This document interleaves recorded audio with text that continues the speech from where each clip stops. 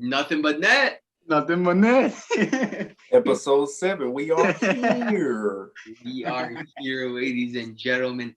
Episode 7 of the Nothing But Net podcast. Another week, another episode. How are you guys doing? Good. Just got off work. Hey, Ready to get this podcast going. Khadidri, how you doing? Yeah. No, I'm chilling, man. You know, it was college. We got a lot of Trying to get out of college. for you today, my guy. We got a lot of stuff to talk about. Okay. Yeah. But first things first. Welcome back to all the fans. We appreciate the love you guys showed on the last video. Thank you guys for that. You guys are actually watching these videos, and it means a whole lot to us. So we just want to take the time and just say thank you because we appreciate every single one of you guys. We appreciate each other. We try grinding as hard as we can out here for you guys and just try and put out great content. So yeah, don't want to get into it. Let's get into it. All right, so for the current news, I want to start off with Dre's Timberwolves on a 4-game win streak. Hell yeah, is this the most in franchise history? Here you go. Here you go. We doing. Hey, I'll say that we doing better than your Bulls right now. Hey, the Bulls don't deserve any talk on this podcast. Yep. Here we go. He said that the Bulls gonna be in the playoffs, man. You know, they gonna be in the playoffs. Exactly. They're still in 11th. Washington, if you can please lose like 3-4 games, I deeply appreciate it. Chicago, they're not losing no more games. They're not, bro. Bradley Beal and Russell Westbrook are fucking killers. But so yeah, Dre, your Timberwolves 4-game win streak. How you feeling? To be honest, I'm not impressed. Not impressed. I'm not impressed at all. Why? It's not going to help us. We're not making the playoffs. Right. They're already got eliminated. We already eliminated from playoff contention. So it's cool, but it's meaningless wins. They went on a 4-game win streak. I thought y'all were tanking for Cade. There's no need for a win streak like that. I thought y'all was tanking for real. You're tanking trying to get Cade, man. Trying to get Cade. Hey. Cade on the way. Cade coming on the way. Cade on the way. He on the way. But Cade, D'Lo, Anthony Edwards. We can put Naz Reid at the 4, and then we can put Cat at the 5 if you want. Or we can sub out Naz Reid and put in Jake Layman. I don't judge. We can just go ahead and pack up and be, Seattle Supersonics, I'll be a Supersonics fan. Hey, all I got to say about the streak is that, like, it's nice to see the young guys playing, getting wins, but it doesn't help the record because the record is atrocious. Listen, bro, finally, I'm finally happy from what I'm seeing with Josh Okogie, right? The man's not just running up and down the court multiple times, right? He's actually doing some pretty good things. So I'm hype. I like Josh Okogie, right? But when it doesn't help the record at all. So when this man was just running up and down the floor, I was like, "What are you doing, bro? Are you exercising or are you playing basketball?" But but I mean, like, it's good to see them winning games, but they're 15th, like they're dead last in the West. So y'all let your coach go in the middle of the year. Yeah, I don't know why they let who they fire. It was Ryan Saunders. Yeah, why would they fire him? Like he just got there. Like he's the youngest coach in the league though, at like 33 or 34. But you gotta give him time though. Like he just got there, So they fired him, and I mean, why would you fire a guy that your team is 15th and? I mean, they saw what he was doing, or they saw technically what the team is doing, and what I think is if D'Lo and Cat doesn't work the rest of this season. And if they can both stay healthy next season, if it doesn't work next season, then it might be time to split them up. It might be time to send Cat somewhere else. It might be time to send D'Lo somewhere else. Now, as much as you guys don't want to give up Cat, you might have to. Everything must come. We might not even give him he might ask for a trade. So Cat, I mean, like, Cat has leverage though because he's pretty much their franchise player though. So he has leverage. So he can go up to management saying, like, I want out, send me to Phoenix, which, if he goes to Phoenix. Hey, CP, D Book, and Cat. But Aiden will be in Minnesota, which is fine because I Aiden think I think Cat is better than DeAndre Aiden. So DeAndre Aiden them big ass shoulders in Minnesota, right? You know what? We're not even gonna talk about the Suns and his shoulders, all right, or him in the post. All right, I'm done voicing my opinions on that. That just pisses me off. All right, Chris Paul should be smart. Yeah, but Cat has leverage though. But I think he's gonna stay. But I mean, like the West, it's only gonna get better though. So so pretty much not stay on that. The West is getting better. We can transition to our next topic with it. The West is getting better. We saw last night Kevin Porter Jr. dropping 50 on those Bucks. I'm happy though. I'm happy because like wasn't this dude like so depressed though? Like dude was on IG saying like I'm done with this shit, bro. Like and then didn't he get charged with having a gun or something like that? I don't know, but he got charged with the fine for showing up to Houston strip club. Yeah, a strip club, and he still dropped 50 and 10 assists. So he's James Harden type of shit. No. But I'm happy for him though. For real though. That's type of Allen Iverson shit. Iverson will go out party till 3 a.m, come back, drop 40 every single night. So, but I am happy though, for real though, because like he's been through a lot, but coming to Houston was probably the best thing for him though, because like he's putting up 17 points a game. So I mean, like, did see what he did. The man was a killer in the G League, right? I watched. That's why they brought him to Houston though, because of what he was doing back in the G League. But I was watching his highlights though. He was cooking Drew Holiday though. Like Holiday was just guarding him, but bro. And Drew Holiday is an elite defender. He said that I had his ass sliding all over the damn court. I'm like, bro, you talking about Drew Holiday like that? Hey, but think about it. Drew Holiday is one of the top defending guards in the league. He got cooked. When Drew Holiday was guarding Porter Jr., he had 20 points, 7 of 11 shooting. When guarded by Drew, solid. He got 20 points on his head. Solid, yeah. And it's the guy, Drew Holiday, that Milwaukee signed 4 years for how much money? 4 years, $160 million. That's $40 million a year. Now, that's the thing. I love Drew Holiday. One of the most underrated guards that we see in this league. He can shoot. He can play make. He sure can defend. But $40 million, man, and you're already committed to Giannis and Middleton for the next 4 to 5, 6 years. Now, think about it this way, though. Think about this. You got sort of the big three in Milwaukee right now. That's what they're rolling with. That's what they're going full steam ahead with. But what's going to happen in the playoffs? Let's say Giannis is not Giannis Antetokounmpo in the playoffs, right? That's what they got Drew Holiday for, because so he can handle the ball more. But he can handle the ball. But let's say Giannis is off, right? If Chris Middleton has an off night too, then what's Drew Holiday and Dante DiVincenzo going to do on their own, right? Oh, Middleton cannot have an off night. Middleton cannot have an off night because once Giannis is off because once Giannis gets subbed out, Middleton is their first option when Giannis goes out. So Middleton cannot have an off night during the playoffs though, because if he has an off night and Holiday's not not putting up 20, 25 points a game, I don't know. Brook Lopez is gonna have to shoot the ball. Right. Like, come on.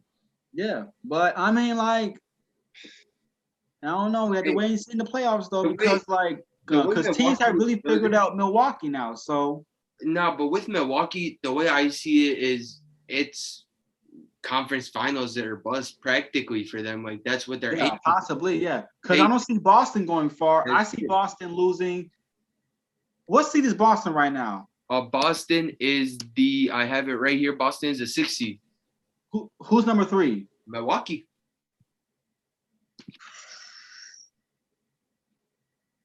The Bucks. What you think, Dree? Milwaukee and Boston first round. Who you got? Well, that's a tough, because if Boston goes out in the first round, Kemba Walker is out of there. I think. I don't know if Boston get it together. I think they can beat Milwaukee, but the East is looking more interesting than the West is, though. Actually, though. But Milwaukee has gotten better. They have gotten better. But like you said, if Middleton Or Drew Holiday cannot, They cannot have off nights. They they cannot can't have off have nights. bad games. They can't have no bad games. They can't. If they do that, then Milwaukee's gonna lose. But with Boston, we saw what Tatum and Brown did a couple of nights ago. Both had 30 plus, right? Right. But I mean, games like that, it's the other guys too. It's just not Tatum and Brown. Of course. It's Kemba, Marcus Smart, Tristan Pritchard. Thompson, So it's their bench too. So exactly. But when you have all these guys, right? Milwaukee, like I said, it's conference finals or bust for them practically. Like that's what I think. The New Orleans financed so much of the Bucks' future that if they were to trade Giannis or Middleton or Holiday, not that I'm saying they are, but if they possibly were to, they still have those draft picks to fall back on because we've seen New Orleans this year, right? But we still don't know what's going on with the Bucks, right? They need Giannis to be healthy, right? Giannis just sprained his ankle in the last game. Giannis has missed time too. Yeah. Giannis normally doesn't miss games, but yeah, I mean, like the first round matchups are going to be really interesting though. Like Boston and Milwaukee, who would have seen them matching up in the first round? Boston is normally semifinals or conference finals. They're not like if Boston goes out in the first round, man. Ooh, I don't know. I really don't think they will because if you think they're gonna beat Milwaukee in the first round? It's possible. If that you never know. Listen, if Cardiac Kemba shows up, if Jason Tatum and Jaylen Brown keep playing like that, if you get Cardiac Kemba back, that's it. For me, it's over. I mean, Kemba, he had a great game last game. Right, but he hasn't been consistent though. But what's worse, Milwaukee going out in the first round or Boston going out in the first round? What's worse? I mean, Milwaukee. You're gonna get the media talking, right? How is this man Giannis a 2-time MVP and he's out in the playoffs in the first round, right? You're gonna get the media talking. You are. It's gonna happen. If Milwaukee goes out in the first round, this will probably be worse than the Clippers blowing a 3-1 lead, though, because like this is the 2-time MVP, defensive player of the year, gets shut down again, three straight years. So they gotta figure something out. Like, I don't expect Milwaukee to fold though. Like they have to be at least in the conference finals at most. I want to say about Kevin Porter Jr. I'm gonna make a bold prediction. I think the guy can be the Houston Rockets franchise player. Definitely, yeah. I see them definitely with him and Christian Wood, right? Because look at how young Christian Wood is. Look at how young Kevin Porter Jr. is. You put those two together, they're gonna create a great duo in the league. Now, John Wall, he's getting up there in age, right? He's still playing his heart out, but for that much money, you could trade him, go out, possibly get a younger, better point guard, and possibly build. Here's the thing. I see. Now, should they trade John Wall or buy him out? I mean, that because like John Wall had a pretty good season though, like 20 points a game, 8 assists. I mean, but is John Wall really a part of Houston's future though? If that's what they want to build around, if that's your big three, if that's how you want to play it, then that's how you can play it, right? I personally want Houston. John Wall can be an all-star guard though. Like his jump shot looks better. He averaged 20 and 8 assists a game, coming off an Achilles tear and heel surgery too, where he missed 2 years. So that's pretty impressive though. So he's still a starting caliber point guard too. If you put it this way though, one thing that we really got to look at though is with John Wall, he's gonna play your point guard spot. He's gonna be your starting point guard, right? But you gotta get him the right group of guys around him, right? Oh, right, of course. Houston's the wrong group of guys, but Houston can definitely do better with their selection, right? You got Christian Wood playing the 5. I think you move him to 4. Him and Kevin Porter Jr. can just destroy together, right? Because he's undersized. You got Christian Wood playing with a bunch of dudes, 7 foot, and he's not that tall, right? Now, I get it. It's an era of undersized centers, but it still, Christian Wood could be better slotted at the 4. You go out, you can trade John Wall possibly for a 5, get a decent 5 in and draft a good guard and develop him. with this team. But the problem is that John Wall's contract, though. That's the reason why they traded Russell Westbrook and John Wall, because the contracts matched up. So, I mean, how much is a team not going to mortgage their future for an aging point guard? But yeah, I think Porter Jr. could be the Houston Rockets franchise player. I see a lot of similarities of him and James Harden. But so I mean, yeah, they did lose a franchise player this season, but I think they have one in the future. Yeah, and I think him and Christian Wood can do 5, something. 6, 7 years. Yeah, really I think him and Christian Wood can do something special in the future. I love Christian Wood, bro. I love everything I've been seeing from him this season. He's a candidate for most improved player, though. But like Julius Randle has it locked down now, so we'll get to them Knicks. But obviously Christian Wood, he went down with the injury earlier in the season, but he came back and he's putting his heart out now. Kevin Porter Jr., same thing, went from the G League to dropping 50 last night, right? Who knows? The next game, he might have a 30, 40-point game, right? He could just continue this. And if you're going to be a star player and you're going to be in a rhythm and just going with the flow, it's going to work out tremendously for your team. It really is. Yeah. Next topic. Yeah, I really like it. I love what Houston – I mean, I don't love what they're doing right now, but if they can figure out how to get in the right path, if they can just work it out, then I'm satisfied. I like it. But y'all want to move on to those boys, the New York Knicks, Jeremy's favorite team in the league. Now I've been told by one of the members on this podcast that I am a huge Knicks fan. I'm not. Knicks basketball is just entertaining as hell. No, I'm not a Knicks fan. I just said Knicks are entertaining to watch. You know what I'm saying? But let me tell you something about the New York Knicks, though, man. Tom Thibodeau was the perfect coach, though, because if Thibodeau, like the Knicks needed hard coaching, and Thibodeau, he does not sleep at night. He's always up watching film. He's always finding new ways to lock down players like Zach LaVine and Karl Anthony Towns. So I mean, let me tell you something. The Knicks have had a complete culture reset, though, for real, because like how the New York Knicks, there was like a laughing stock, though, James Dolan, Phil Jackson, Mike Woodson, Derek Fisher, all those coaches, but the Knicks right now are looking like a promising, great team in the future. And let me tell you something. R.J. Barrett is having a breakout year. Julius Randle's averaging 24 points, 11 rebounds, and 6 assists a game. D-Rose was the best move that they've made in the last 5 years. That's fact. 5 years, yes. And he still got Quickly playing well. You still got Nerlens Noel blocking them. Excuse me. You got Nerlens Noel blocking guys all over the damn court. So Alfred Payton is roll well. Obi Toppin's playing. Bro, do not go in on Nerlens Noel because he will swatch his shit, man. He will swat it, man. He will. But one thing I really want to talk about with the Knicks, Taj Gibson, man. Yeah. Put him in against the Bulls. And that man is fast as hell, bro. Now, I thought Reggie Bullock was fast, right? Reggie Bullock can shoot the ball. I told you, man. Right? And you saw that Bulls game, right, Alex? In the second half, they locked down, man, because like Vucevic was like getting his shots up, but not nope, none of that. Bro, Taj Gibson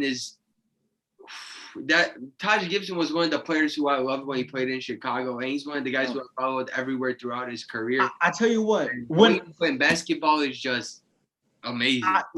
I tell you what, when older guys are playing with younger guys, it brings them out more. You know what I'm saying? Like, look what happened when Kareem went to LA. Kareem was aging, but he was still putting up 27 and like 15 rebounds a game. When he was playing with Magic Johnson, who was a rookie during that time when Kareem got there, I believe. Yeah, Kareem was having fun again, and guess what? They won the chip in Magic's rookie year. So I guess when older guys play with the younger guys who are like who are hungry, grinding, it just brings them out, and that's what's happening with Taj Gibson. He's playing with young hungry guys. See.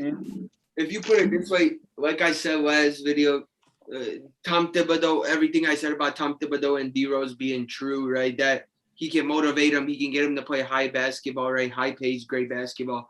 He can do the same thing with Taj Gibson, right? Because he knows Taj Gibson like that too. They've been through a lot together. And Tom Thibodeau can get Taj Gibson to not be a superstar, but he can be a decent role player. He can play his role well off the bench. He's doing his job, though. Yeah. Taj Gibson doing his job. Everybody's doing the job. Yeah. I think Taj Gibson can be a mentor sort of for a guy like Obi Toppin. You can get Obi better on the defensive end, get him a little bit better on the offensive end, and just mesh him into a better player. And Obi Toppin's going to develop great. Right. Who's number 5 right now? Atlanta, right? Number 5 right now is the Atlanta Hawks. Yes. Because they beat Atlanta, so. Oh. Man, I want to hear what Dree has to say about these Knicks.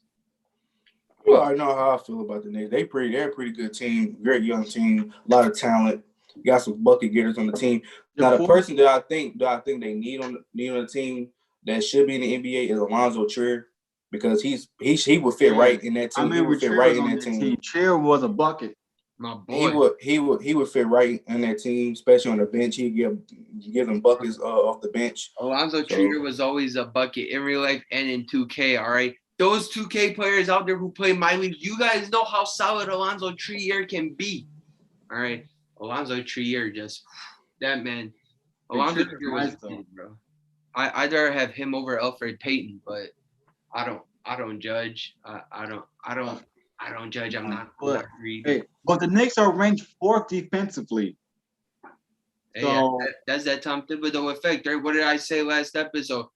Beginning of the season. Since when is RJ Barrett going to play 40 minutes of defense? Look at what this kid is doing right now. I remember watching the Knicks during the preseason game against the Pistons, though. I'm sitting here like, what have the Knicks ever played this great defense, though? They had Noel and Mitchell Robinson. I'm like, oh, no, man. But, like, D. Rose couldn't get in the paint because Mitchell Robinson and Noel was right there. Yeah. I'm like, this team is playing defense by committee. So, you know, when you have a team that's committed on defense, I don't know what to say. And you got Julius Randle, who just by his frame, Julius Randle is so big. He's tall. The man's big as hell, right?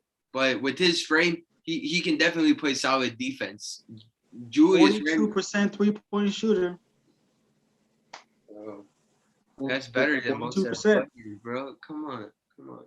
42%. D Rose was their best option, though. D Rose was the best trade, yeah. Derrick Rose, I'm not gonna say anymore. That he's my favorite player, of course. What else am I gonna say? 14 points off the bench a game, so 14 points off the bench, solid production. Yeah, Derrick Rose is putting his role out. Jeremy told me this. We were in a. If he was on the Knicks earlier in the year, and the Knicks were playing like this, he would have been 6th man of the year. Yeah. But Jordan Clarkson is gonna win it, though. Jeremy, you did say yesterday. We were in a phone call yesterday, and Jeremy was saying how he thinks come the playoffs, Derrick Rose should be a starter, and I completely agree. You should start Derrick Rose. You really should. Derrick Rose is just that good. All right, he's gonna get your team a bucket. Look right. So if people haven't seen playoff D Rose, you need to go on the internet and watch those 2011 highlights, man. Hey, that was when Bulls fans were actually happy. But I mean, that was when if D Rose ends up coming off the bench during the playoffs, he has to play at least 33 minutes a game. Off the bench. Off the bench. Damn. Elfrid Payton can start, but Rose has to definitely finish. He has to did you say last episode? Elfrid Payton. But since we're talking about the Knicks right now, Randall or Zion, who would you rather take right now? I mean, there's gonna be those people who make the argument, oh, look at what Zion's doing at such a young age, right? Listen, I will like Zion Williamson. Now, Dree tells me I'm drinking a haterade, but I don't give a damn, all right? Zion Williamson, if you can shoot from more than 10 feet out, I'll buy your jersey, I'll buy your shoes, I'll buy everything, right? I'll be a Zion fan, right? But you can't shoot from more than 10 feet out. I haven't seen you hit a 3 all year. You just shoot inside the paint. What? Huh? Yeah. You're right. I mean, I don't know what to say, bro. It's tough. Randall or Zion. I mean, based on team success, I take Julius Randle. Right, but we're just going by like player versus player comparison. Who for would me you rather though, take? you people got to put it this way: Zion is still young. He still has time to develop in the league. He still has time to turn into one of the biggest stars in the NBA. But Julius Randle has been in the league that long, and he's worked as hard as he can, and he's been developing his game ever since he got to LA. And from LA, we've seen him progress. We've seen him go. Because Randall was just like Zion, though. Everything was all up in the paint until he decided to expand his range. Man, but I mean, like, I can't argue with 42% though from 3-point line. I can't argue with that. You know, like that's that's rare. Say, Dree, what you gotta say? Julius Randle or Zion Williamson? I'm gonna go skill wise. I'm gonna go with skill wise. I'm gonna take Julius Randle. Okay. So, because basically, he's the player that Zion is supposed to be. Right. The point forward. He's exactly a point forward. So I'm gonna go with Julius Randle. But you know, Zion, he's still young. He got time to grow. It's just that he just need to get some skill in his game, besides just getting layups and getting dunks all the time. Just just work on your shot, and Because Zion can be just like Julius Randle though. Like I can actually see it though, for real. Yeah. Exactly. So that's it. I mean, I'm gonna go with Julius Randle. Now, for both of you guys, I got this question. What's Zion's ceiling for you guys? If you can get Zion the ceiling, it can be any player in the league, Julius Randle, LeBron James, whoever, the highest. What's his ceiling? What's his ceiling? You mean like player wise? Like player wise, how good can he be? I would say he can be Charles Barkley good. Okay. Charles Barkley good. Dree? Point forward, undersized forward that can rebound, pass the ball, score, possibly may win the MVP. Who knows? But yeah, Charles Barkley couldn't shoot either. So and that goes with Zion, who can't shoot. So I think he can be. I think he can be. I think he can be the face of the league in about 4 to 5 years. Possibly. I mean, that's how you're right. Look, now I've said this before, I'll say it again. Why were the Pelicans in the bubble? You have to market Zion Williamson, right? Because Zion's gonna be your youngest star in the league. He's the youngest star in the league right now. He's one of the biggest, right? He's gonna get all the ticket sales. He's gonna get all the ratings. He's gonna get all the views on YouTube. He's gonna get all those big name deals, big brand deals, just everything, right? So I get where the NBA is coming from. I get what they're doing. So hey, whatever his ceiling is, right? I'm not gonna put a ceiling on him, right? I agree with Jeremy saying Charles Barkley, but I really don't know yet, right? I'm not gonna say his ceiling is Julius Randle because I'm not gonna be like that. No. Julius Randle's ceiling is very. But what I think is, I think the media is putting a lot of pressure on him, because he's been pressured since he came out of high school, more in college, because it was like, he might be the next LeBron, but I don't see no comparison between him and LeBron. I think, like I said, he's more like a Charles Barkley or a LeBron Blake Griffin. Had more pressure though, or a Blake Griffin type player. I mean, but yeah, I think it's a lot of pressure. He could be a Charles Barkley type player. I think they put a lot of pressure on Zion. What did you say though? Zion and Blake were the same in their first year with no skill. So you think Zion's gonna branch out and be Blake Griffin now? Technically washed up, in my opinion. No, I'm saying as of now, early in his career, he's gonna be like how Blake was. He was just very athletic, and I think get down the line when his athleticism will start to to decline a little bit. I think he's gonna work. He's gonna work on his game, and he's gonna be more skilled as he is now. Yeah, I like that. I really think Zion can he can get somewhere, right. We obviously talked about what New Orleans is doing, right? Just New Orleans is running their offense through him, when we personally like to see Brandon Ingram do more. Personally, for me, I want to see Lonzo Ball use that playmaking skill he has, which is something New Orleans aren't doing. They want him to be more 3-and-D. They're not going to give him the chance to pass the ball. That's what he has a talent for. But I'm not going to get into the Pelicans because I just can't. I don't want to. But right. Yeah. Now, going into one more topic, we just got news right now that it said LeBron James is possible to suit up tonight against the Sacramento Kings. LeBron's missed 20 games, and I didn't even know that. I'm like, he's been on 20 games already? Like, damn. Hey, we saw LA. Now I've said this before. What can one man do, right? What did Anthony Davis do alone? Really, what did he do? He lost to the Mavericks, what, twice? Luka had amazing games against them. Then he lost to Washington yesterday. Yeah, I think so. Yeah. Before, yeah. And he's Anthony Davis, right? People, Anthony Davis is not 100%. But Anthony Davis has not been good this season, though. Yeah, exactly, right? That's below expectations. He hasn't been the same player that he was last year, and that's just really the impact, right? When you have one player on the team, it's going to be hard to play basketball. And if you think about it, I put the Mavericks in a situation too, right? Luka is practically alone, and look at how far he's getting, right? Porzingis is injured damn near every other game. So I'm not even counting Porzingis as a superstar or an all-star anymore. It's going to be interesting when LeBron comes back. So how is he going to fit in with Drummond and AD coming back too, who's struggling? So I mean, defensively, they're going to play. They're still elite defensively, but offensively, like how is that continuity going to be between LeBron, AD, and Drummond? Who, when Drummond is not, he's not really offensive minded, but he'll get you 15 and 15 though. So Giannis is out tonight against the Bulls. What smile on my face? Still no Bulls. But yeah, back to the Lakers. Yeah, but I mean, like it's gonna be interesting though to see when LeBron comes back. Plus Schroeder too, who's taking a bigger step offensively. So like, how is his touches going to be? I mean, affected. Drummond, AD, you know.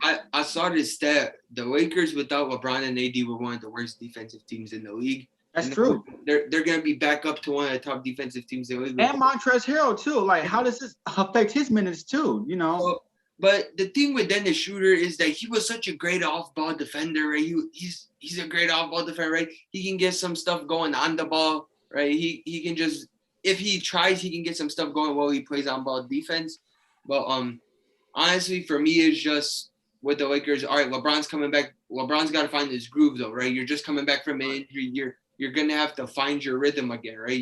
You could be one of the most dominant players in the league, but you're still gonna have to get back to that level, right? Right now you're here, you got to build up to try and get right here.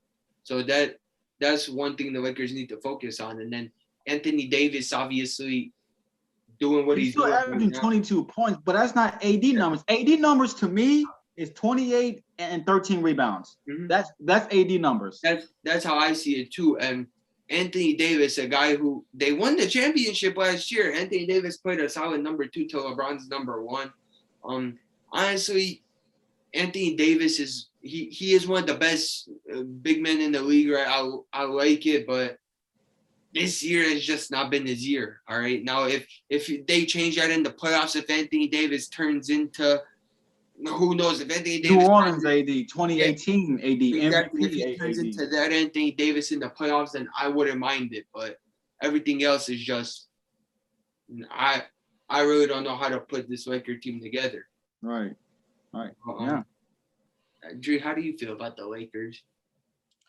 I think they're very stagnant right now because it just goes to show you how valuable to the team LeBron is, but also LeBron is the offense. He's pretty much the system. Like, as you can see how LeBron is the system. So it's like when LeBron's not playing, the system is like it's just stagnant. Like they're very stagnant. Like they look lost out there. But I think when he comes back, either tonight or next game, I think they're gonna be back. They're gonna be better because now they're taking the pressure off. Guess what? We got news. LeBron is playing tonight. Well, there you have it. So it's gonna take pressure and take the load off Schroeder because they both can take turns playmaking, and he won't have the ball in his hands as much. LeBron news just popped up. But LeBron is back tonight. I want to see. But yeah, the question is going to be how how he gonna mess with Drummond and Davis. But I think they're gonna be fine though because I don't think Drummond is gonna look for trying to get his 20 points. But like you said, he can be a good 10 to 15 points. He gonna get you them 15 to 18 rebounds. So there's no question about that. But I think Anthony Davis still gonna get his too. Now the way I see it is with LeBron out, Andre Drummond obviously had more opportunity to score. He had more opportunity to do so many things on court. But now with LeBron back, I want Andre Drummond to play a whole different role. I want Andre Drummond to just do his thing defensively, grab as many rebounds. Just rebound, yeah. Get lost occasionally, post up like every now and then. That's all I want.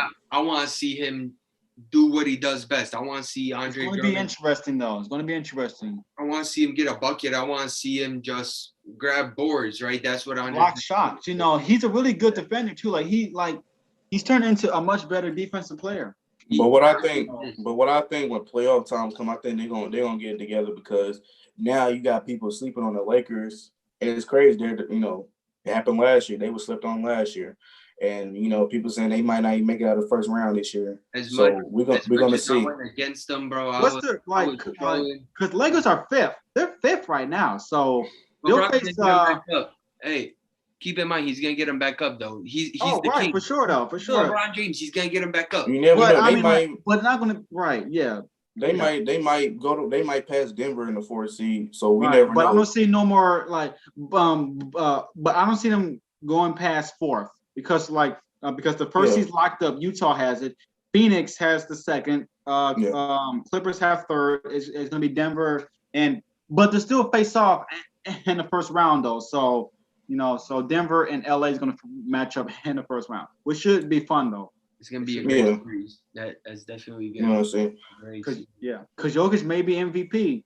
But what I think is just hypothetically, if the Lakers lose, they are going to discredit their ring from last year. They're going to say it was a fluke. They all just a bubble, and they used the bubble as their advantage. So I think they're going to prove them. I think they're going to prove people wrong.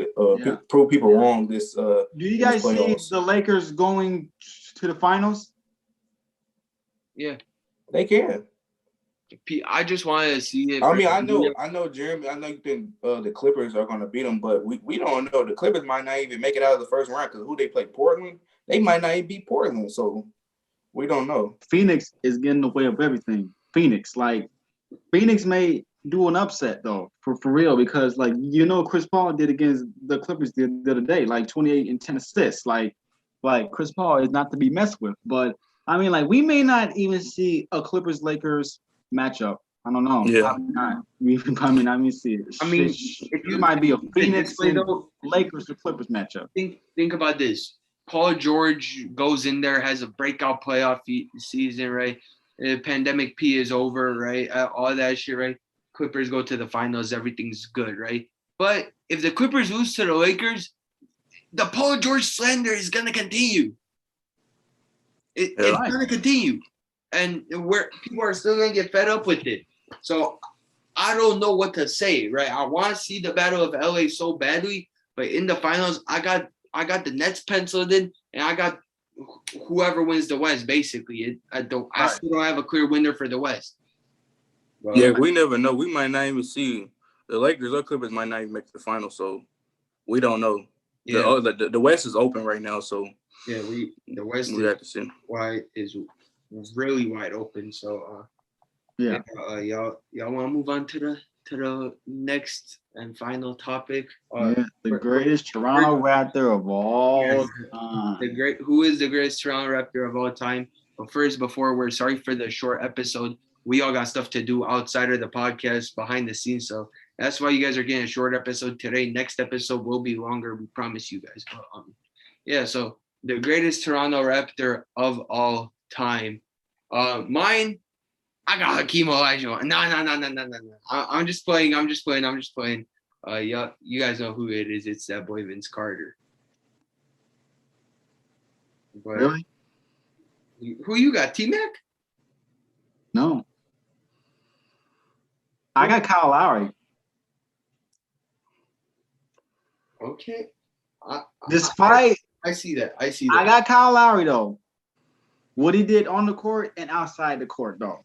Okay, I see that. The court. I love Vince Carter. I think Vince Carter is the second greatest Toronto Raptor of all time. But number one, I got Kyle Lowry. Even though Kyle Lowry is not he's not like he's not the superstar point guard, but it goes beyond the stat sheet though.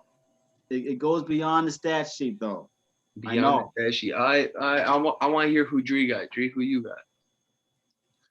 got? Jeremy, I respect your answer, but Thank you. I'm had to respectfully disagree because I'm gonna go with Vince Carter, and here's why. Yeah. Because before time, when Raptors, hell, even Canada, wasn't even like nobody thought about playing basketball in Canada, and he made Canada, people from Canada wanted to play basketball. Put him on the map. And he put the Raptors on the map. Like before Vince Carter came to the Raptors, like nobody was really going to the games. No. And when he got there, he made them relevant. Like he made that team popular because of him. Like I understand people say, oh, Kawhi Leonard, or because he got him a championship, but like, bro, that's casual stuff, bro. That's something I wanted to touch on. We hear what people say, right? You guys think Kawhi Leonard is one of the greatest Raptors to ever play basketball? No, because you got him a chip. Well, I mean, he is one of the greatest, but he's not the best. I would take DeMar DeRozan over him as like who would been like, yeah. I'll take DeRozan over Kawhi though. Exactly. Because Kawhi just spent one season. DeMar's been in Toronto for like 9-10 years. Hey, but exactly. If Drake say my city love me like DeMar DeRozan, that is DeMar DeRozan, man. I got DeMar up there with Vince, right? I personally, for me, Vince Carter is one of the greatest Toronto Raptors of all time. I want to see a duel of him and T-Mac go places. Yeah, right? He made Canada, like he made Canada, people from Canada wanted to play basketball. That's how much he meant to to Canada, because same thing how MJ meant a lot to Chicago and Kobe meant a lot to LA. It's the same thing. He's very like but look what happened with the fallout. He's a figure. But look what happened with the fallout with Vince Carter and Toronto though. You know, like after people started saying like Carter, like you're soft, not playing through injuries or something like that. Like you're not getting us out of the first round and everything like that. You know, but you can't put all the blame on the player, because it's not his fault that the management, the team around him decided not to surround enough talent around him to get to over that hump. So that's what fans and people got to understand, that yes, a player can be so great, but he can only do so much. So you can't just blame the player for everything. With the Raptors, I'm not blaming Vince Carter. Like I'm just saying, just the fallout with it though. But I got Kyle Lowry though. I want to throw you guys a scenario. I want to throw you guys this scenario right now. It's kind of a what if scenario, but what if the Raptors never traded Vince, right? Never got rid of T-Mac, and what if they drafted Chris Bosh and formed a sort of big three? Right? Could have been conference finals team. How far are you guys? Yeah, get conference. He one of the best teams in the East, but I think it wouldn't be that long, because I think T-Mac, he probably wanted his own team. Right. Because I feel like he probably gonna feel like he's the same on the same level as Vince Carter, if not better. That's true. I think it probably like 1 or 2 years, and then I think T-Mac probably wanted to leave Toronto, because I think he would want his own team. I say that like they'll be very talented though. But I do agree with Dree. I did feel like T-Mac was gonna request a trade. Yeah, because he won his own team, So yeah, I think personally, if the fit was right and if T-Mac didn't request a trade, they could have possibly went to the finals. But who's gonna get through Kobe and Shaq? Who's gonna get through LeBron? Duncan and Tim Duncan and Robinson? Yeah. Get through Tony Parker and Tim Duncan as well. Like for real, it's all these what if scenarios you can throw out there with the Raptors, but honestly, the last few years, besides this one, but the seasons before this, I loved everything I saw from Toronto. DeMar DeRozan was one of my favorite players right now, and Jeremy checked out, but he's getting back in. But DeMar DeRozan was one of my favorite Raptors players ever, and I loved everything I saw from him. Right, we obviously saw LeBron toe. We obviously that shot, but we saw the the Raptors take LeBron to a decent series. It was a great series. I really liked it. So, what you guys say about that shit, Jerry? Yeah, Toronto has been great. It has been a good team for the past, 4 or 5 years. They could have won a championship. I think their best chance was 2018. They had the best record in the East. But when you run into LeBron James, it's tough. They couldn't get over. They couldn't get over. He's LeBron. He's one of the goats for a reason. Old heads, please don't get mad at me. I apologize, old heads. Please don't get mad at me. I'm just doing my job. All right. Yeah, they gonna get mad at you. But yeah, I'm gonna get heat on Twitter. I'm gonna get heat on Instagram. I have old heads in my comments. But yeah, so with the greatest Raptor of all time, I saw where Jeremy came from with the Kyle Lowry thing. Right now, he sees where we're coming from with the Vince Carter thing. But honestly, with Vince Carter and everything he meant to the city of Toronto, right? Kyle Lowry must mean equal to the city of Toronto because everything he did for them, right? He was practically Kawhi's number 2 over there, right? People can make the argument saying it was Siakam, but you look at Kyle Lowry's impact on the court, you look at his impact in the box score, and you look at his impact just hustle stats. You look at that, you look at his advanced stats, you just look at the stuff that doesn't show up in the box score. Kyle Lowry's an amazing basketball player. Exactly. So it helps. I mean, he's doing what he does, right? He's Kyle Lowry. He still has a good year or 2 left in him. But I personally think Vince Carter is the greatest Raptor of all time. He gave everything to the city of Toronto. Now, obviously, we saw what happened with the role players over there. Him and Chris Bosh. He was motivating Bosh to play great basketball, but at the end of the day, when it's you, Chris Bosh, and a bunch of decent players, you're not going to get anywhere. Yeah. That's the big problem, and that's honestly how I see it. So, yeah, I guess. What else you got to say? I mean, that's pretty much it. That's pretty much it. I don't know. We gotta. The show must go on. All right, Jeremy isn't here yet. So I mean, you want to end it off right here? Yeah, we can wrap this up. Yeah. Yeah, we can wrap this up. Let's wrap it up. We haven't said this in any of the other videos before, but make sure you guys like this video. Make sure you guys leave a comment, right? Make sure you guys subscribe, right? Subscribe. If that green button does not turn red, you're messing up. You're not doing something right, all right? Because we are the most underrated podcast on this platform, all right? Yep. Subscribe. Subscribe. It's gonna help us out a lot. We love you all to death. We're doing what we love right now. Thank you all so much for watching. If you made it this far, comment who the greatest Toronto Raptor of all time is in your opinion, and you'll get a shout out next video. We appreciate you guys so much. I'm Alex. I'm Criminal Hoops. DREE Jury. Jeremy bailed out on us, but he's Jeremy. Shout out Jeremy. You're gonna see this and you're gonna enjoy it. So we out. See y'all next week. Peace.